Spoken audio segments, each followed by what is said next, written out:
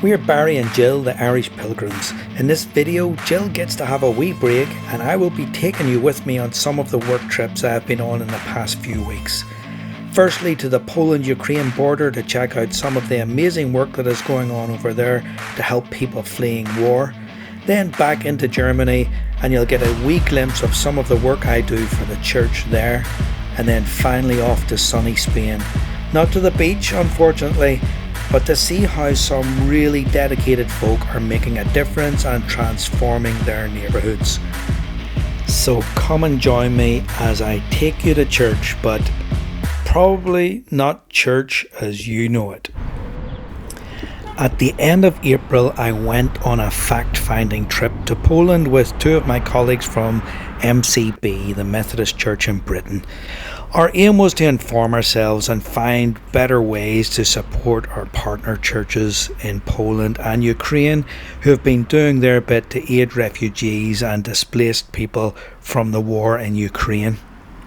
Our first stop was Shoreditch, where I met Krzysztof. Krzysztof spent a year working in Belfast and he knew how to greet me in typical Belfast fashion. What about you? This small congregation in Shoreditch is housing 3 families from the Ukraine. The church has rearranged the youth room and the other space that they have in order to accommodate these families. Many Ukrainians who leave their homes do not want to travel to countries further away like Britain. Most of them feel more confident staying in places nearer to their own home country, places like Poland, Romania, the Czech Republic. We also got to meet Superintendent Andrzej Malici here, who shared with us how local Methodist congregations all over Poland are doing all they can in order to welcome the stranger.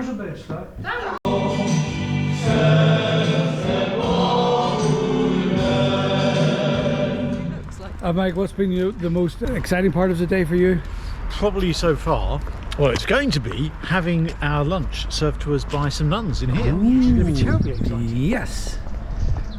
Let's go and check out the nuns. Sister Act.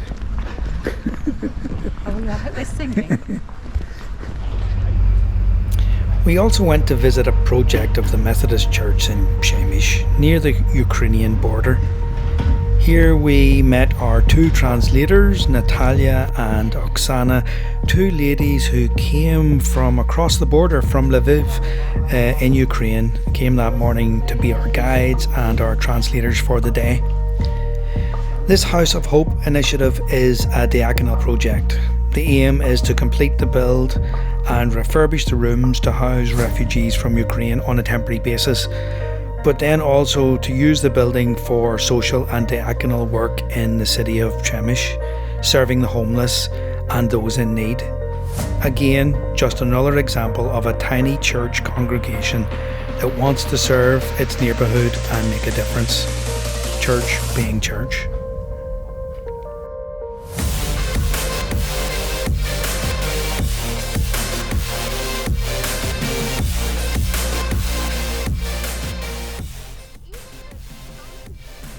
Back on the road again to meet some other partners. All We Can is the relief and development agency of the Methodist Church in Britain, and through our joint appeal, over £500,000 have been raised for the Ukraine crisis. Some of these funds are going to our NGO partners on the ground, to organisations that are expert and hugely experienced in disaster relief and logistics. Our next stop was at the border with Ukraine on the main road to Lviv. Things were quieter on the day we visited as the number of people crossing the border from Ukraine had decreased, but it was still quite impressive to see the tented village of the humanitarian and aid organisations. What surprised me most about my visit to Poland was the way the Polish people have responded to the Ukraine crisis. Yes, there are refugee centres here and there in the cities, but there are close to 2 million Ukrainians housed in the homes of Polish families. And yes, I know we can talk about the refugees from other parts of the world that in previous months were not welcomed into Poland, and that is certainly a discussion that needs to happen in Europe today. but the way the Poles have responded to the Ukraine crisis is truly inspiring. For example, like the little Methodist church in Pulawy, Poland, who have taken in 7 families from Ukraine and have helped them start their own Ukrainian language worship services. We were invited to visit them in their new home, and we were treated to generous Ukrainian hospitality and some great fellowship.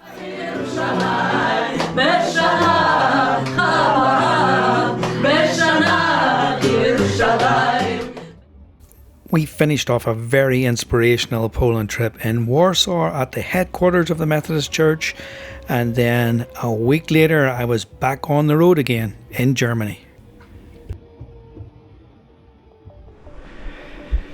So tonight I am down in Beilstein in Baden-Württemberg, down near Stuttgart in the south of Germany, in the Methodist Church here for a pilgrim evening, an Irish evening. Kate Mille Folche, an evening of words, music and crack in the neat little chapel here, little church. And they've even got these cool little lights.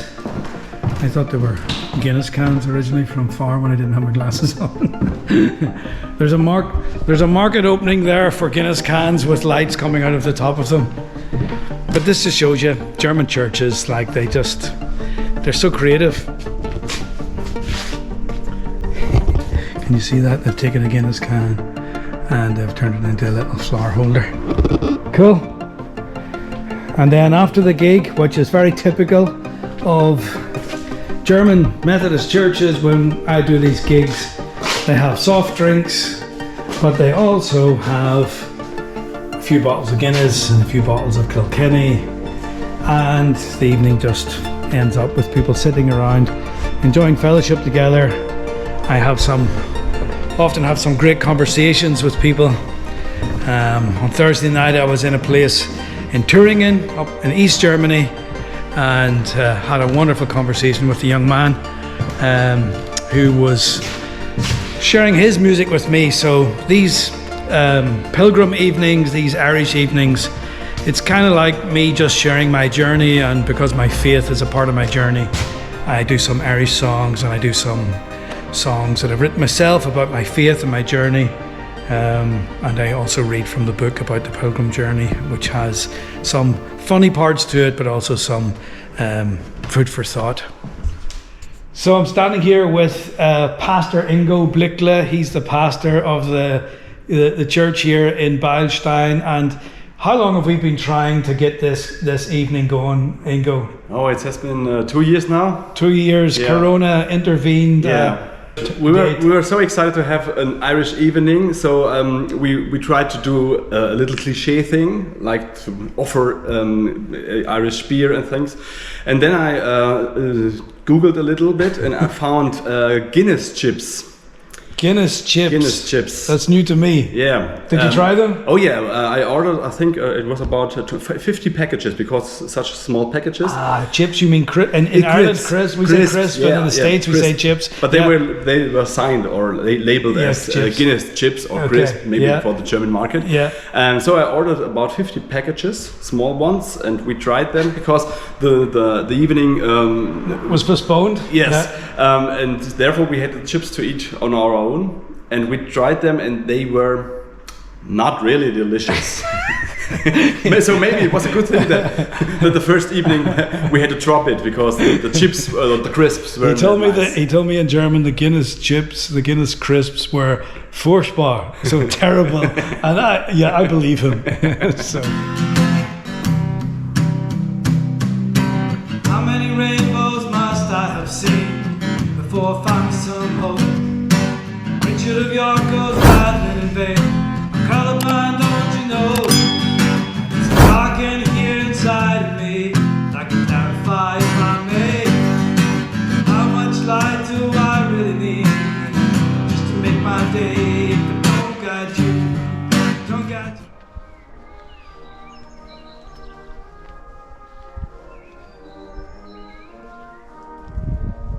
So the brass band is practicing before the church service, and this is how they've set up outside for coffee and shortbread afterwards.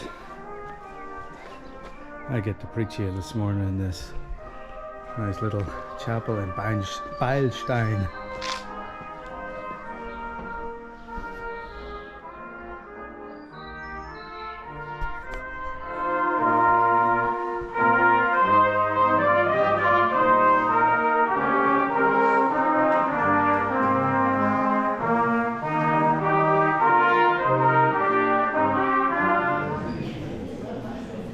Every week since the Ukraine war started, Pastor Ingo invites the children to come forward and light a candle, and then he prays for peace.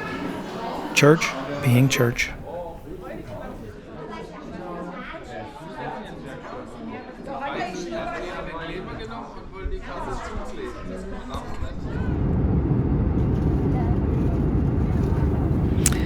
About a week later, I was off to Spain, flying over the Alps on a beautiful sunny day.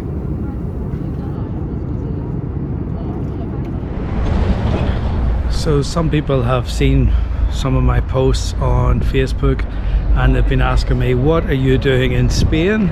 You work for the German United Methodist Church. That's true. I have two jobs. I work for 50% for the German United Methodist Church. And with this job in Germany, I travel all around Germany, helping congregations think about mission and evangelism and how to bless their neighborhood and get involved in being salt and light in the context where they are. So I get to travel around Germany a lot for that job, but then I also have another job for the Methodist Church in Britain, which is a 50% role, and it's partnership coordinator for Europe. So basically I'm the Methodist Church's guy in Europe, helping to build the relationships, maintain the relationships between all the Wesleyan and Methodist churches and partner organizations in Europe. And so that's why I'm here in Spain. We're visiting projects in the south of Spain. And the Methodist Church in Britain, it has a number of ways of partnering around the world. So they might send funds, finances, they might send grants, they might actually send mission partners. So I'm actually a mission partner as well, along with my wife Jill. We're mission partners working for the German church, sent from the British and Irish Methodist churches. I'm from Ireland, it makes it all more complicated. But another way that that the Methodist Church in Britain supports mission around the world is through a program called NMA, National Mission Appointments. And that's one of the reasons why I'm here. We have a couple of NMAs who serve in this region, and I'm meeting one of them today, Jose, and he's a pastor. And instead of sending a mission partner, a missionary to go to this part of the world, the Methodist Church of Britain uses the donations that have been given by Methodists, local congregations all around Great Britain, and uses that money to actually employ a local Spanish person, a Spanish pastor.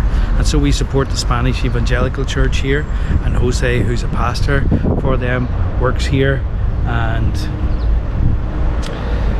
he does that job. So that's just one way of partnering in mission. Gotta go now, the car's waiting.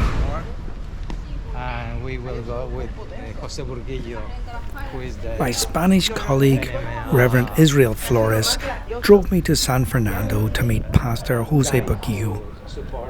Jose is a wonderful character and a real pastor to the whole neighbourhood. And he works well with the other churches in the region. The Spanish Evangelical Church is a very small church in a Catholic majority country.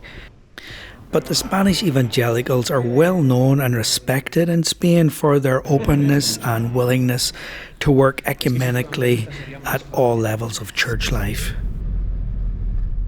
Soon we were back in the car again, heading for Jose's second church, situated in Cadiz, a beautiful old church with two church buildings on either side of it that served as a school for boys and a school for girls up until the start of the Civil War in Spain in 1936.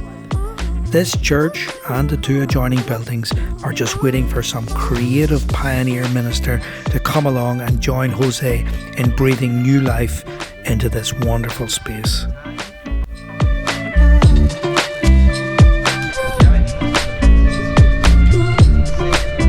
I'm gonna have to get one of those hats. I feel like the odd man out here.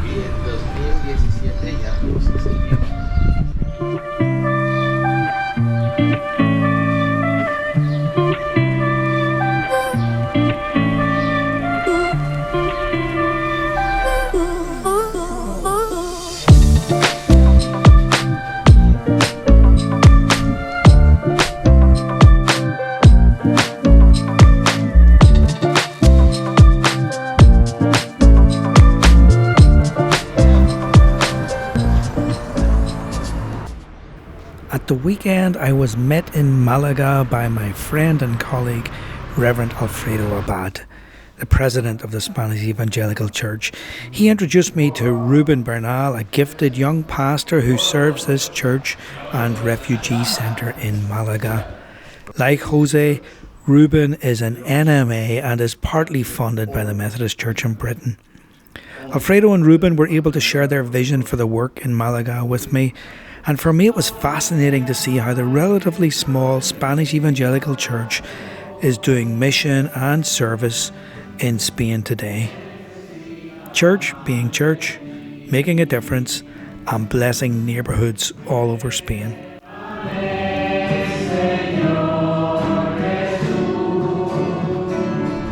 So here we are in Malaga with my good new friend Luis. Hello.